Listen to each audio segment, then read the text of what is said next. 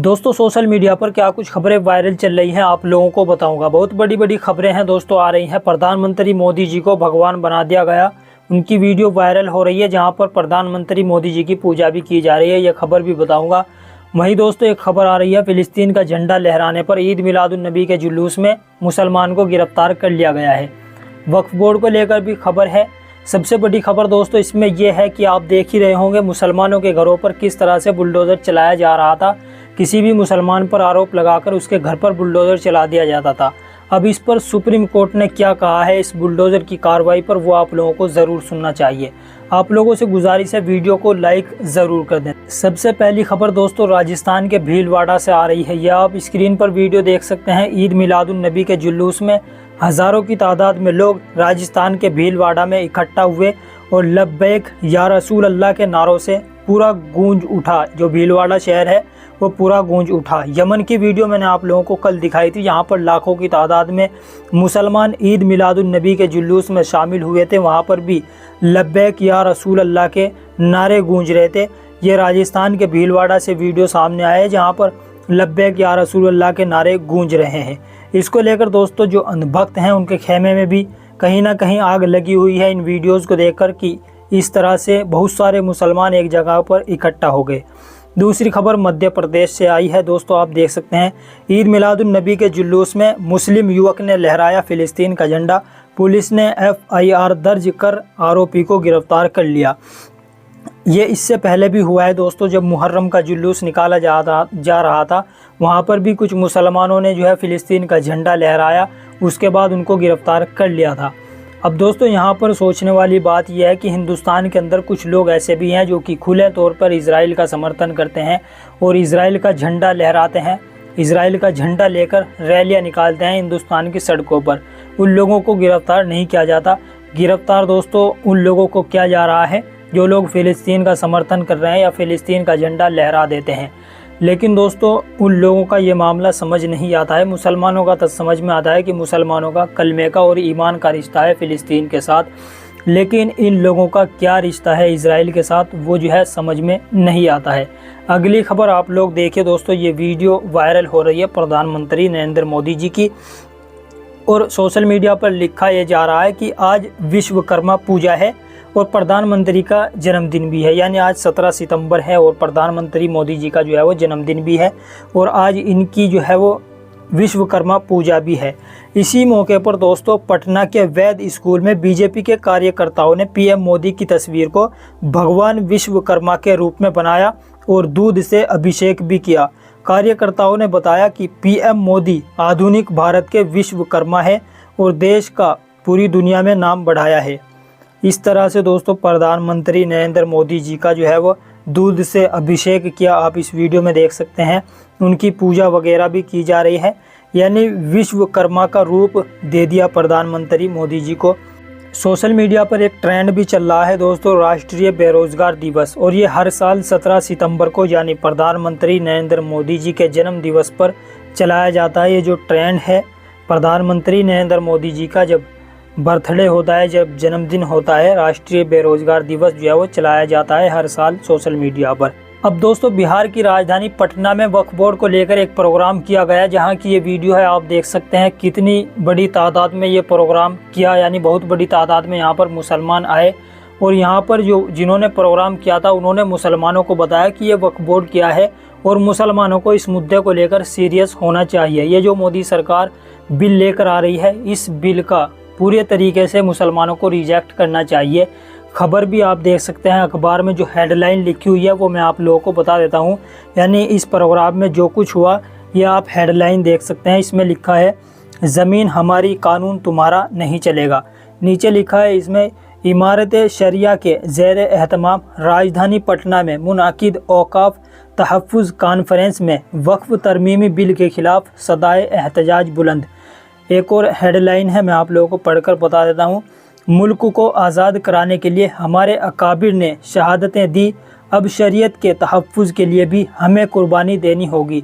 यानी इस तरीके का ये प्रोग्राम किया गया वक्फ बोर्ड को लेकर और मुसलमानों को बताया गया कि मुल्क को आज़ाद कराने के लिए हमारे अकाबिर ने जो है वो शहादतें दी थी और अब ये जो वक्फ बोर्ड का मामला है इसको बचाने के लिए हमें भी कुर्बानी देनी होगी।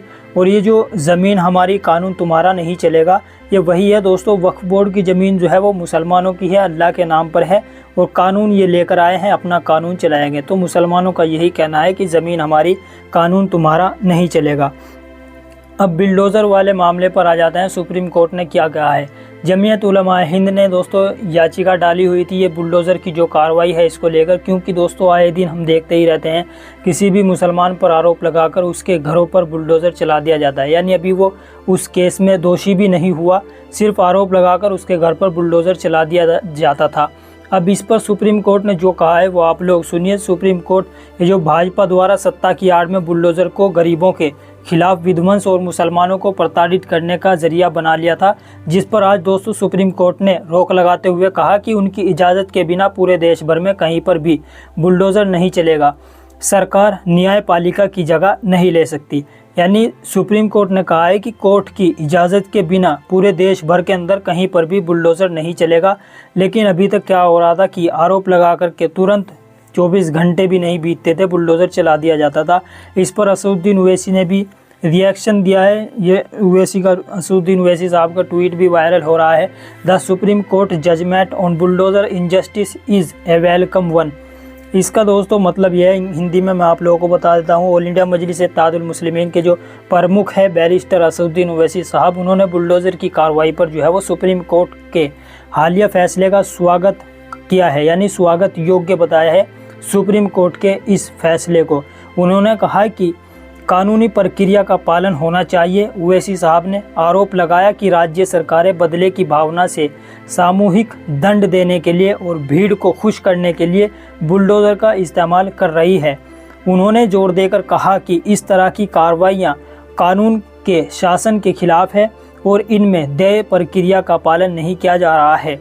यह असदुद्दीन ओवैसी ने कहा है दोस्तों, और जो सुप्रीम कोर्ट ने फैसला किया है उसका स्वागत भी किया है। अब सुप्रीम कोर्ट के इस फैसले पर कांग्रेस पार्टी की प्रवक्ता सुप्रिया श्रीनेत का भी बयान आया है। सुप्रिया श्रीनेत को आप सभी लोग जानते होंगे, सुना होगा आप लोगों ने। उनकी भी वीडियो वायरल हुई है। सुप्रीम कोर्ट का जो बुलडोज़र पर फैसला दिया गया है, उन नफरती मुख्यमंत्रियों के मुँह पर करारा तमाचा है जो न्यायपालिका पर ताला लगाकर बुलडोज़र जस्टिस को बढ़ावा देकर एक वर्ग को टारगेट कर रहे थे। ये दोस्तों सुप्रिया श्रीनेत ने कहा है। पहले आप ये बयान भी सुनिए। बुलडोजर जैसे अराजकता और नृशंसता से नहीं चलेगा।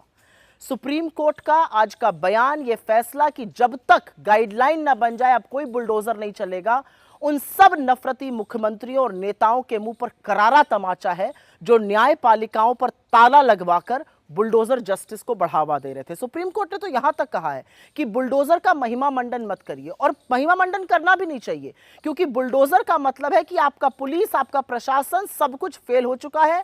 आप न्यायपालिकाओं पर ताला लगाना चाहते हैं और इसलिए आप बुलडोजर चलाते हैं। बुलडोजर असल में अब नफरत का, हिंसा का और राजनीतिक प्रतिशोध का प्रतीक बन चुका है। बुलडोजर का मतलब है एक ही वर्ग के खिलाफ, एक ही समुदाय के खिलाफ नफरत की आंधी को भड़काने के लिए चलाया जाएगा। ये अच्छा फैसला है, इस फैसले का हम स्वागत करते हैं और आशा करती हूं कि इस फैसले के बाद उत्तर प्रदेश के मुख्यमंत्री अपना जिगर और कलेजा बुलडोजर चलाने के लिए नहीं दिखाने लगेंगे, उच्चतम न्यायालय को चैलेंज नहीं करेंगे और उनकी जो तमाम कॉपीज हैं मध्य प्रदेश से लेकर छत्तीसगढ़ और अन्य जगहों पर, महाराष्ट्र तक में, वहां पर बुलडोजर जस्टिस पर पूरी तरह से प्रतिबंध लग जाएगा। बुलडोजर का सभ्य समाज में कोई जगह नहीं है। बुलडोजर चलाने का काम अराजक तत्व और गुंडे मवाली करते हैं। चुने हुए मुख्यमंत्री, चुने हुए प्रतिनिधियों को इन चीजों से दूर रहना चाहिए और यही बात इस देश का उच्चतम न्यायालय कह रहा है। सुना दोस्तों आप लोगों ने, ये कुछ खबरें थी सोशल मीडिया पर वायरल हो रही हैं। आप लोगों की क्या राय है? ये जो सुप्रीम कोर्ट ने कहा है बुलडोजर की कार्रवाई पर, आप लोग इसको किस तरह से देखते हैं? क्योंकि आप सभी लोग भी देखते होंगे सोशल मीडिया पर किस तरह से मुसलमानों के घरों पर बुलडोजर चलाया गया और कोई सुनवाई नहीं होती थी। अब सुप्रीम कोर्ट ने कहा है कि कोर्ट के बिना, यानी कोर्ट के इजाज़त के बिना कहीं पर भी पूरे हिंदुस्तान के अंदर बुलडोज़र नहीं चलेगा। अब देखते हैं दोस्तों सरकार कोर्ट के इस फैसले पर कितना अमल करती है। बाकी दोस्तों सोशल मीडिया पर काफ़ी तारीफ सुप्रीम कोर्ट के इस फैसले पर हो रही है। और दोस्तों ये जो मामला है जमीयत उलमा हिंद सुप्रीम कोर्ट में लेकर गई थी, यानी ये जो बुलडोज़र का मामला सुप्रीम कोर्ट में जमीयत उलमा हिंद की तरफ से डाला गया था, जिस पर सुनवाई करते हुए कोर्ट ने ये फैसला सुनाया है कि कोर्ट की इजाज़त के बिना हिंदुस्तान के किसी शहर में भी किसी गांव में भी बुलडोज़र नहीं चलेगा। आप लोगों की क्या राय है नीचे कमेंट बॉक्स में ज़रूर बता देना। चैनल को सब्सक्राइब नहीं किया तो सब्सक्राइब ज़रूर कर लेना।